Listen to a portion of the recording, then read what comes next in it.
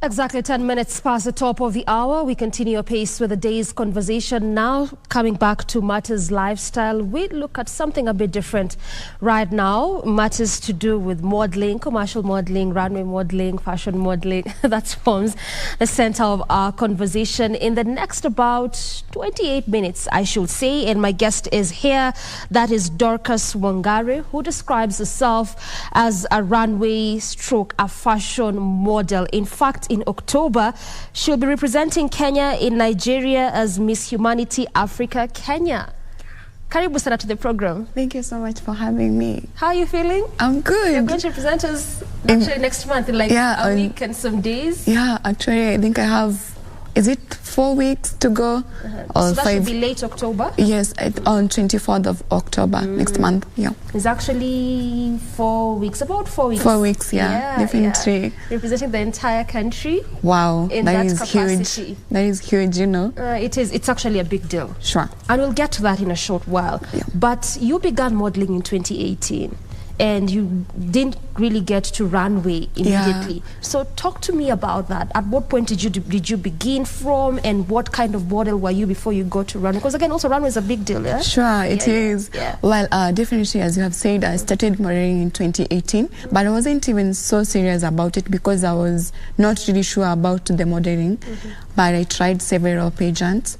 Several auditions where you go and nothing happens. You know, you go, you don't even, you do the auditions, but you don't get to contest. And that was so annoying. And I remember when I was in college, I was studying Beauty Point College because I did cosmetology. And I remember seeing people coming to our school doing practices, and I was really admiring what they were doing, you know. And one day I asked myself, I told myself, these girls are wearing very high heels, 6-inch, 5-inch. How do they manage to walk on them like that? So I started training myself at home. While I just put my mirror and my heels and walk. But I didn't know what I was doing.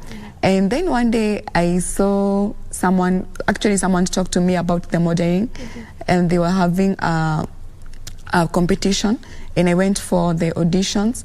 And we went for the training. I think it was like almost 1 month or so. We went for the training. After training, we started for the competition. When we went, I remember that one of the ladies told us that we were supposed to be given some clothes and some shoes. And during the competition, the training, we were registering, we were giving 500 for the registration. And at the end of the day, you say to yourself, you register, and then there are so many things that you're going to get. So I was excited about it. And we did the runway, even though I think I wasn't into it so much, but I had the excitement. So, and after the competition, I didn't even get to near even to top 10, leave alone even top 10, top 15. This is now 2019? 2018, that is, yeah. Okay. So when we finished the competition, we were given some clothes, and at the backstage I remember one of the organizers told us to give back the clothes back to the she told me the clothes that we were given, I should return them back. And the shoes. And that was so heartbreaking. And you didn't expect that? I didn't expect that. And I remember at the backstage I was crying because I was excited because I've received these clothes. And this was the first promise, remember? When we were starting the competition, this is what you told us. And I was so excited about it. And I remember one of the girls coming to the backstage and she told me, stop crying. It was never meant to be yours. But to me, at the end of the day, in the back of my mind, I was feeling that was so wrong because this was what I was doing to get. And I didn't give up. I continued doing the modeling. And the second competition I did, actually I think I was even evicted before even the competition. Because what was the story? I remember they told me that when I was not confident, and then they looked at my work, I wasn't that good, unlike now. So I remember even my shoes got broke at some point, and then I said, it's okay, and I went home. I remember I just cried and just went home. And I saw another one and I went for it. So it was just going for each and every, whenever I see something coming up, I'll go for it. But maybe I don't even get near to be top 5 or top 10. Yeah. So, but I didn't give up. I told myself, because this is something I'm so passionate about it, and this is something I've been wanting to do for so many years, let me go for it. And I remember the first title actually I got was in 2021. Mm-hmm. That was, I got Miss Kiambu County.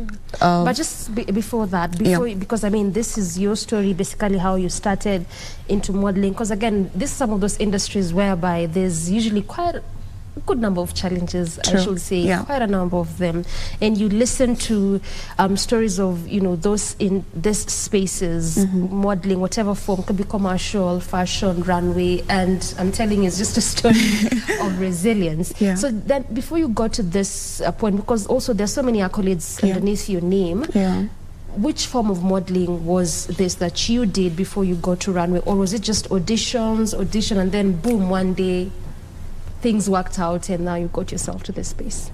By then, actually, I didn't know what I was doing. I thought it was just going to model. So you're just doing auditions? Just doing auditions, just trying. I wasn't even consistent to any of those. So I was just trying to see if I can get to any one of these that, you know, I used to watch Miss World, Miss Universe, and I could tell myself, why can't I be in that level? Yeah. But at the end of the day, it's a step. You know, you don't just wake up and do it like that. It's a process. So I was just doing for auditioning, and one day I remember saying to myself, if I can't get to this point of going to Miss World or Miss Universe, then I'm not serious about this. And I had to keep on focusing and doing it more and more and more again. Yeah. Talk to me a bit about your growing up, because there's a point where you mentioned after, I think it was the first audition, that you didn't get, but you still kept on pushing. I mean, that's why we are here in this life. You never give up. I never give up. It's never done until it's done. Eh? So you keep pushing up until it actually works out for you. But there's a point where you said that at that point, you know, after the first audition, you didn't get it, and so you started training yourself, you know, at home, wearing those shoes, trying to walk in them, just to stabilize and at least to be good at it. So then, while in that space, in the home space, because talents are oftentimes nurtured there. You know, a parent, a guardian will spot it, will see the practice, and will say, they can actually do this. So they start to help you grow, if it's a skill, if it's a talent, so to speak. So while you're growing up, how was it, even as you're practicing? What was your upbringing like? What was it like for you?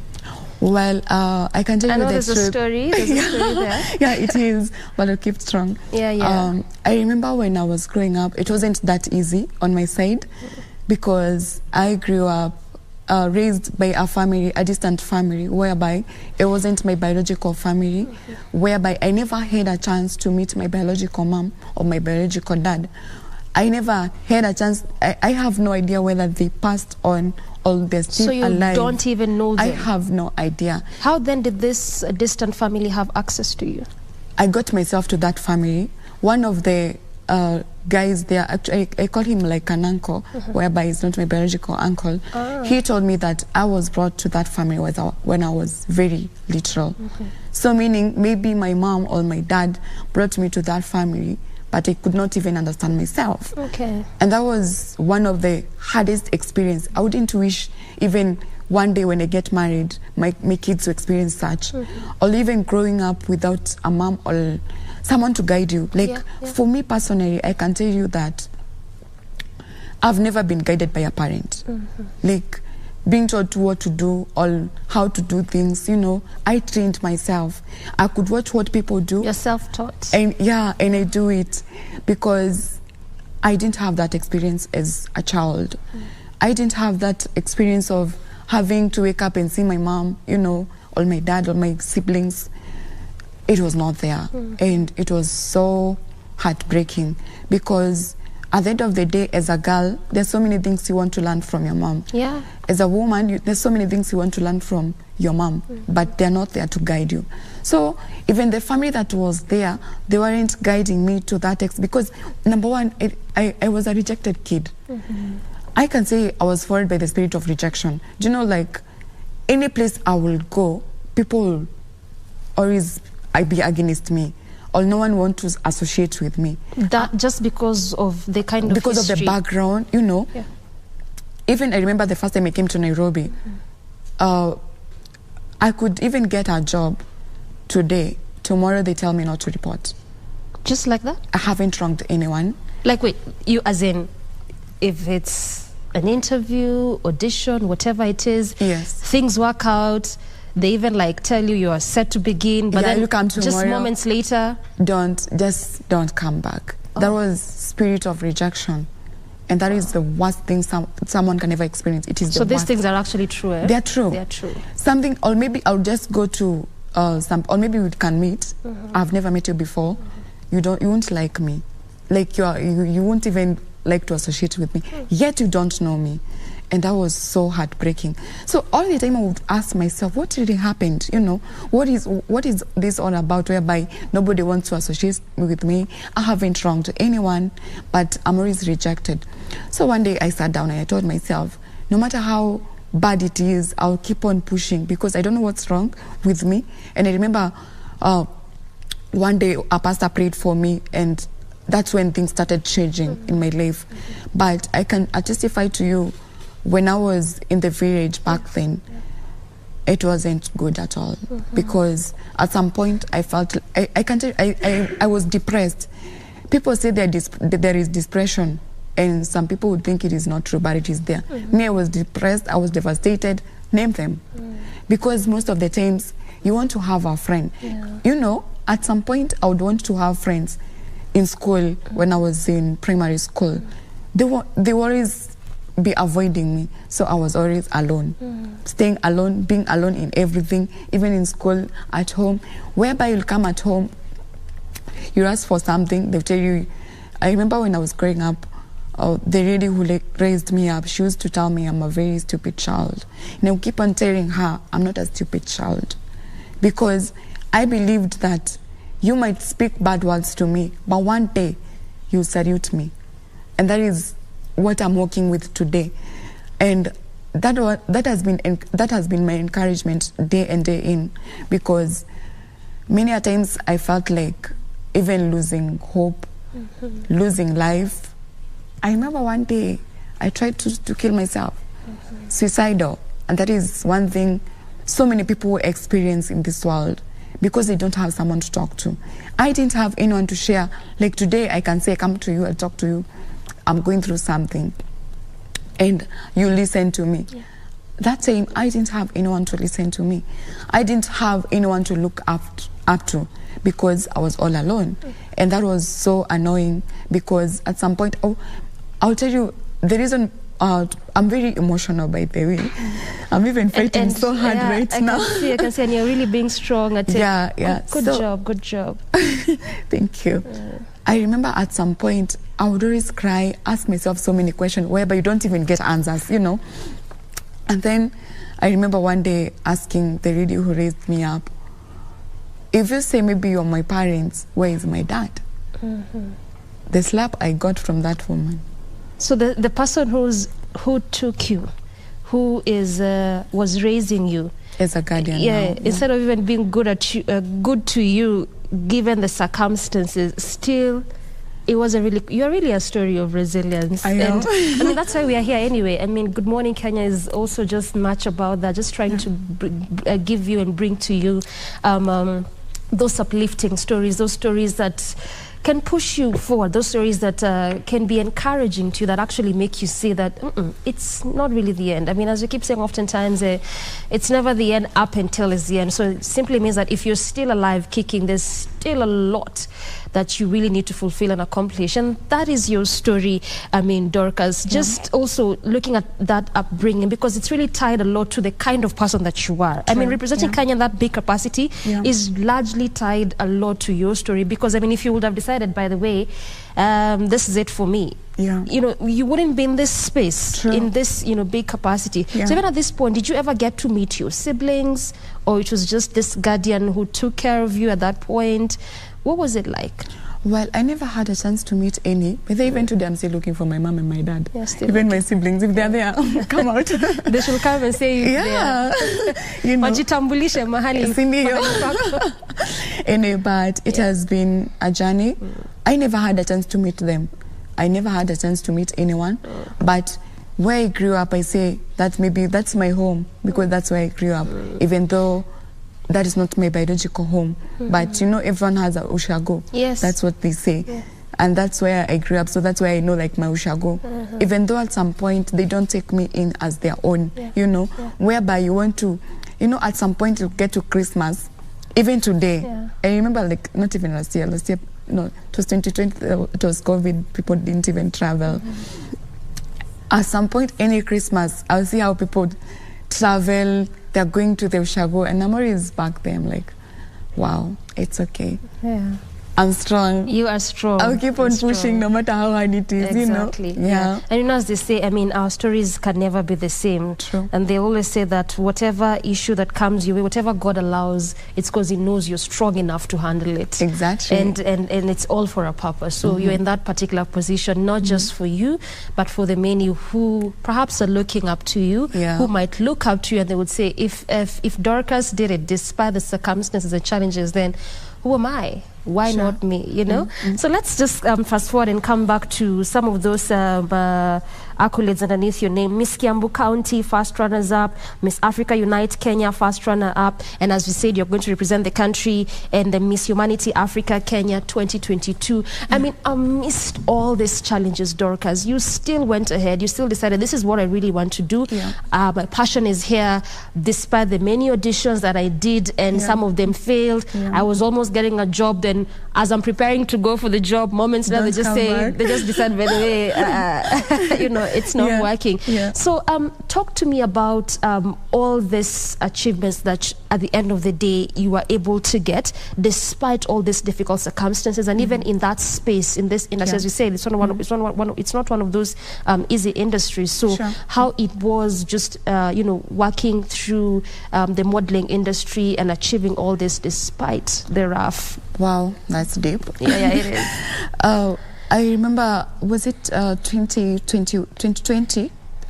Before COVID, there was a competition that was supposed to happen, but it was postponed due to COVID. So that year, remember, 2020 there were no events. Exactly. We're just at home. But 2021, I saw this. I think the still event happened. It was now Miss Kiambu County. For Miss Kiambu, actually it was Miss Kiambu and Miss Nairobi. So, and I went for the audition. We did the audition actually at Kenya National Theatre. We were 90 girls, and that was so... KNT has really grown a lot for people in the arts. I'm telling you. Imagine after all that day, we stayed there, I think, almost the whole day. And the audition was very stiff, I can tell you. The competition itself was very stiff, because I remember there were even girls who were lighter. You know, in the industry of modeling, they say you're not supposed to model if you're not dark, you know, you're not supposed to model if you're not tall. We still have that in 2022? No, not really. At least it's fading away. Yeah, it's fading now there's away. Appreciation of all skin colors and skin types, because it used to be a very big problem. Yes, exactly. And if you're not from 5.7, personally I'm 5.4. If you're not from 5.6, you cannot model. That's specifically for runway. Yeah, exactly. Okay. But I thank God for that opportunity. I'm 5.4. There are even girls who are very taller than me. So I remember we went for the audition and we did the audition, and I didn't even expect to be among the chosen ladies.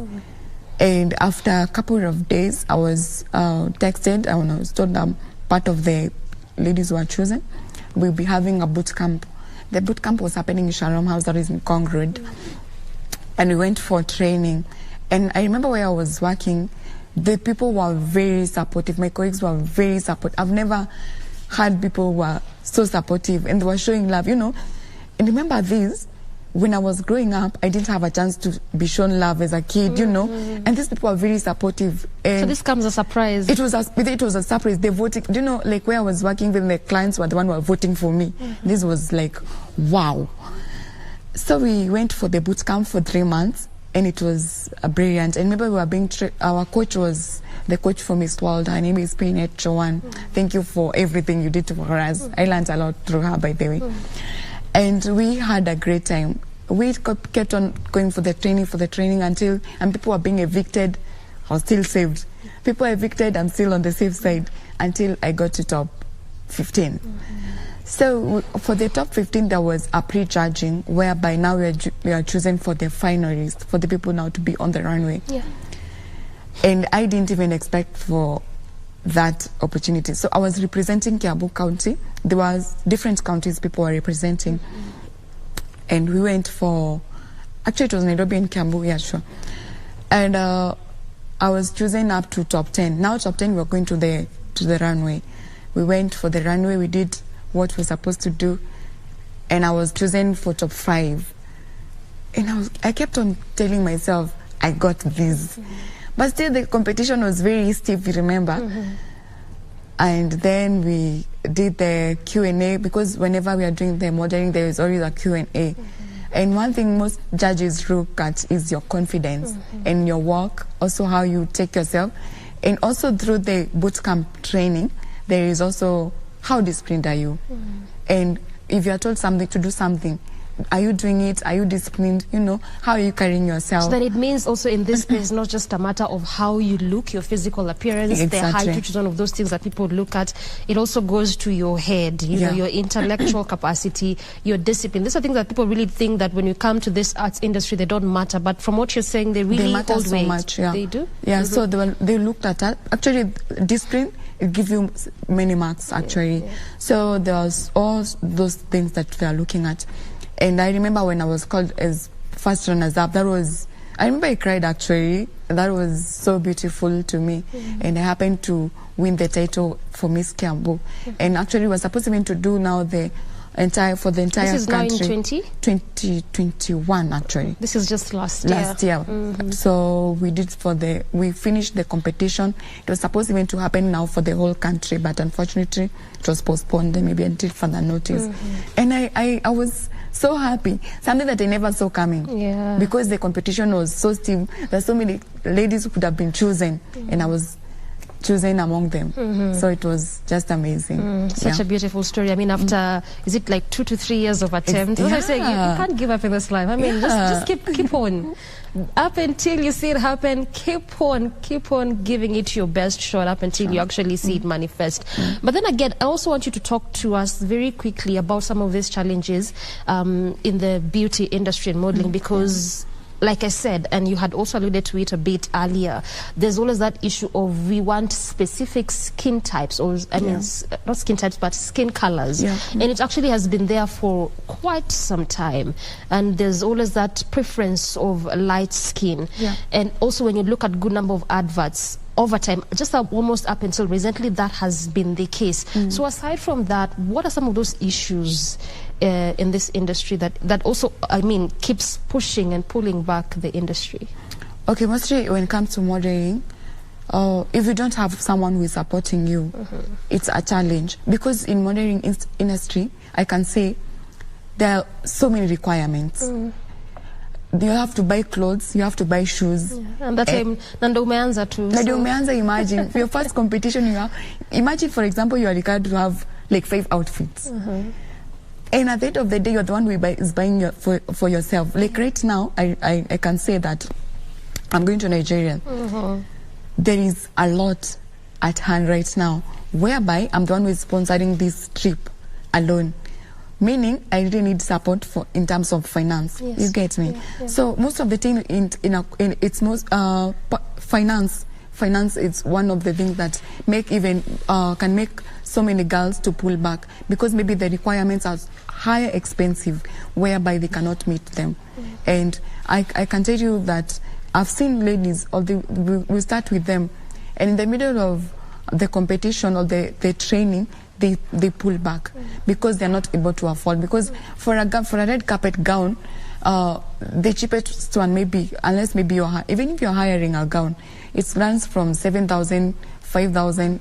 And this is just for one moment like that. Exactly, and maybe you're supposed to have like 3 of them or 5 of them. And at some point, it's so stressful, especially when you don't have a supporting system. So that's why the support system is, quite important. That bit of finances, I keep saying all the time, anytime you're having a conversation concerning matters to do with arts in this kind of industry, it never misses. True. Just goes to show you how finances is important. It is necessary, one of those requirements in whatever capacity or space that you're in. So, and you have also said that was one of your biggest issues. And going by this competition happening on the 24th of October, it is also one of those things that you'd really like to get support on. How have you navigated this over time in this, is it like a year or a year and a half that you've been in the industry, and also moving forward, how has it been like for you just trying to bring things together, bring funds together, so that you don't give up and say, So for me, I can tell you it hasn't been easy, because any time that we are doing a competition, I always try, if the competition is happening in 3 months' time, I have to work so hard, save some retro money, and at the end of the day, there are other bills to be paid, remember? So I save some retro money and keep on pushing and buying things in advance, because at some point, it's not easy to get those things, and you have to be specific. And most of the times, I always want to be an outstanding. I want to be different. When I work on that runway, I want to be noticed. I want to draw the attention. And before you get to those things, you have to work hard for it. So at some point, it's so stressful if you don't have a support system. But no matter how, I always say that when you want to do something, and I keep on saying, even telling my fellow models, when you want to do something, no matter how tough it is, never give up, because you never know what is out there. You never know who is watching you out there. You never know who is there, who can support you there. And I told myself, like, this time, the upcoming competition, this was an opportunity, and it will never come again. And once it comes, it will go. Once it's gone, it's gone. So, and I'll keep on pushing that. This is something that comes once in a lifetime, and it was given just like that. And I want to go for it. There's not time of pulling back, no matter how tough it is. Don't pull back when you want to do something. Keep on pushing. There are limits, I know. At some point you feel like you want to give up. I'll tell you the truth. At some point right now where I'm feeling like overwhelmed with so many things, but I thank God I'm still strong and keep pushing. Okay, well said.